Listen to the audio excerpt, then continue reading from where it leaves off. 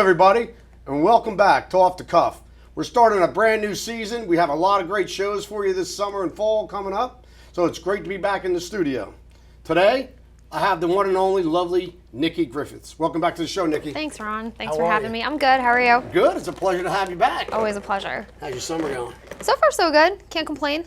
Good. Yeah. Very good. How long have you been with the police department now? I'm starting my 13th year in September. So, been kind of floating around through different bureaus with dispatch records and now in the chief's office. And you keep everything happening for each and every one of us. I just want you to know how much we appreciate you, how much we value you.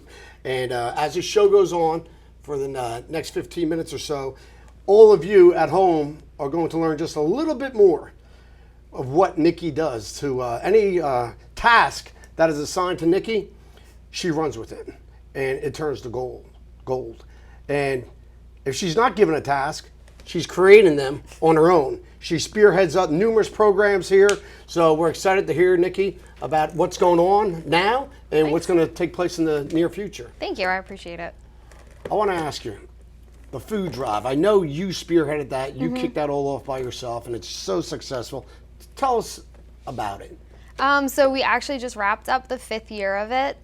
We don't have an exact total yet on how much food we collected because we just finished sorting out all of the expired and open products that we received. Right. The guys have been awesome. They've been helping me pack up the products, which are going to get delivered to Family Promise and the Junior League of Summit.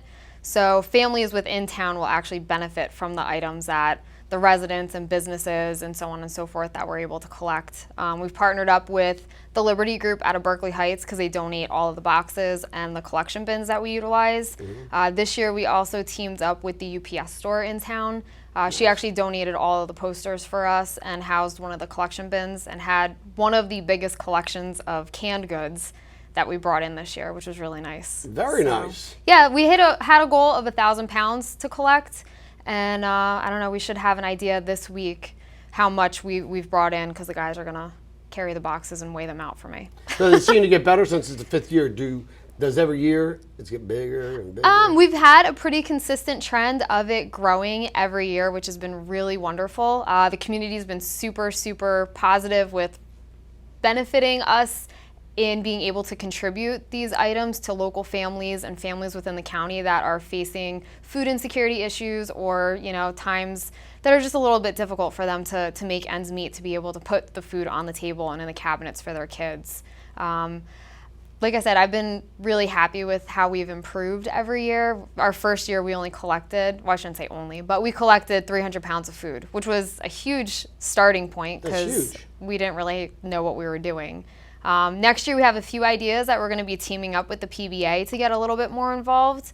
One of the things is we're going to be trying to do a pizza party within the schools for the kids that collect the most amount of food, where the guys will actually come in, eat lunch, hang out with the kids. Very nice. So we're looking forward to that. It's still in the juvenile stages, but we're hoping to be able to do that for next spring. Okay, so what month does this happen? It starts in May. We usually run mid-May to like the second week of June. Right. This way we can give the food to the families through the summer months. So that way when the kids who normally receive the free and reduced lunch programs or possibly are facing homelessness issues at this time, which does happen in this area, this way they actually have something that's there. With the free and reduced lunch programs, they're guaranteed either 1 or 2 meals a day, 5 days a week when they're in school. Once summer hits, it gets to be a little bit more difficult. Maybe they're only getting 1 meal a day at home at that point, just because there's not enough funding to be able to do it. And this is our way to make sure that these kids, are getting fed. How do you get all the information out to people? We utilize social media. We put flyers in the schools. Flyers in local businesses. The local businesses in town have been really great. The last couple years we've been doing the YMCA, Connection, Mondo, the Junior League of Summit, their thrift shop, UPS store this year, City Hall, and then all of the public schools from primary all the way up to the high school have really stepped up and helped out. So it's been good. Very good. Yeah. Amen to that. Yeah. I just recently heard that there's a new program coming to town. Self-defense. Yes. What's going on with this? How can people get involved? So we've actually had a lot of families that have reached out to the chief asking, is there They're a program that they can have their daughters participate in to Right. just be a little bit more educated on how to be aware of their surroundings. Donnie DeFilippis, who's one of the officers in town, he actually teaches the tactics through the police academy for the new recruits. And he's going to be the one that's like really spearheading this program. The chief is kind of giving him carte blanche on how he wants to run it. Nice. So we're going to be hosting that for the first time in a couple weeks. It's open to women ages 9th grade up through adulthood, so anybody can register. You don't have to be a Summit resident. We have information on the Facebook page, Instagram, and the city website regarding that. So we're looking forward to it. We're telling people, make sure you come dressed in comfortable clothing because it is going to be a hands-on class where Donnie is going to be teaching some maneuvers on how to handle yourself if you get put into certain situations as a young woman or even, an adult, and how to be able to give yourself the opportunity to get out of a threatening scenario that you could find yourself in. Well, that is very helpful Yeah. for so many people.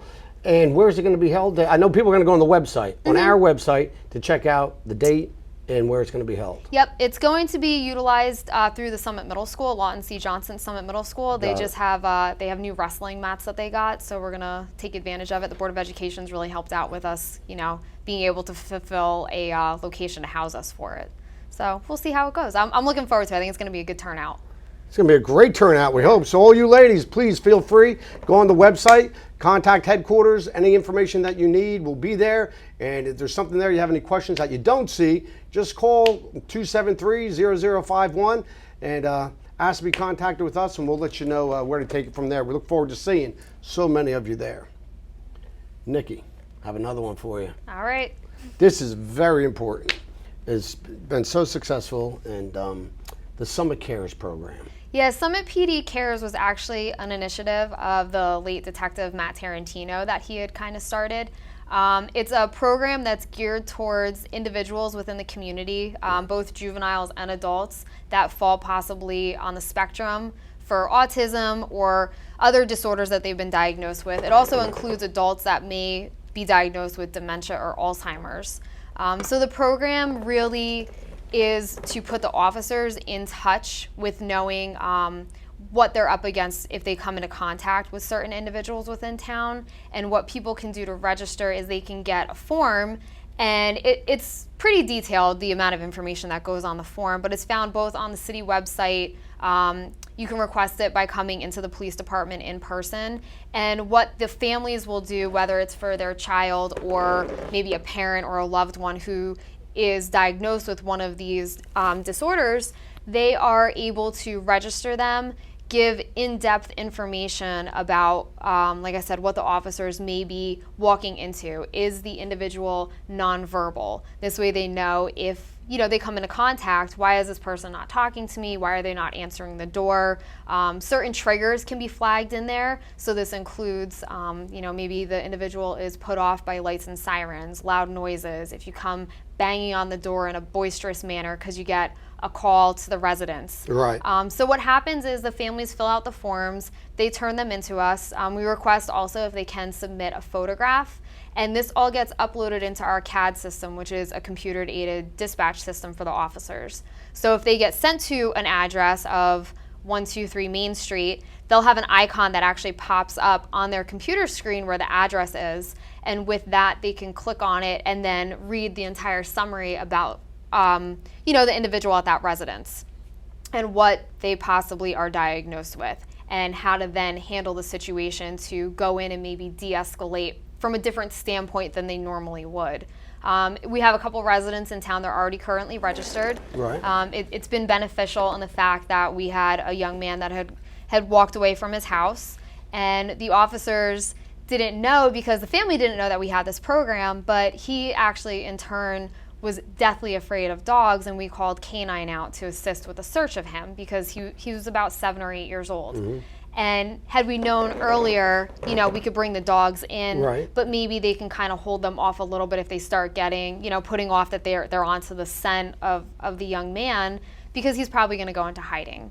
So it provides a lot of insight for the officers. I think that it's got some really great potential if it's utilized appropriately, which, we're hoping that sharing this information, more people can have kind of like the light bulb that goes off, and it's like, you know what, this would really be beneficial for my family because of XYZ. Right. And if they have any questions, they're more than welcome to stop in. All of our officers, as you know, are extensively trained in how to handle situations, and it's just a really great program that I think that we can really expand out with it and offer more for the residents, especially in their times of need with it.